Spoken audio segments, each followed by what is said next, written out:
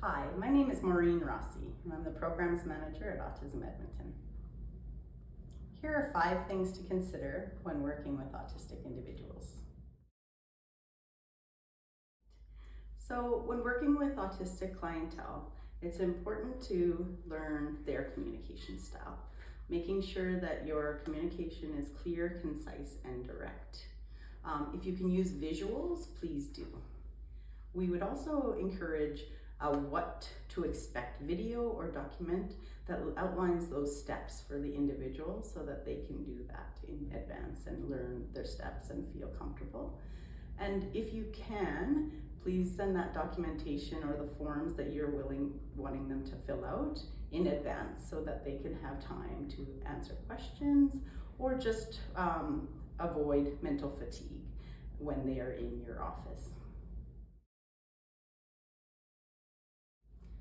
So with social communication, we find this is one of the most difficult areas for autistic individuals. We don't always see them following social norms or rules in the same way that a neurotypical might would. I would encourage you to give permission within your space to make them feel comfortable. Also, give them lots of time for communication. So they may just have some delays in receptive or expressive language. Make sure that you communicate with anyone that's with them, parents or guardians or friends that understand their needs and may be able to give you some ideas for strategies and supports.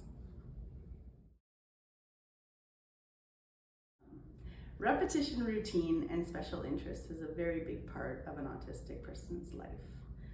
So we need to understand that this is very important to them and try to create and understand so that you can create comfort for them. Try to connect with these special interests or the repetition or the routine that they're trying to create and even incorporate that into your treatment. Try to create calm and friendly environments and relationships by doing this. Try to welcome stims or those repetitive behaviors into your environment. So they may have tendencies like hand flapping or hair twirling or chewing on something, and just make sure that they feel comfortable to do that in your space. Also, to build comfort, try to have some tools available if they are a fidgeter. So maybe it's some squishy toys or something that they could put in their hand to squeeze on while they're talking with you. So in terms of sensory sensitivity, we know that autistic individuals have some difficulties in this area or differences in this area.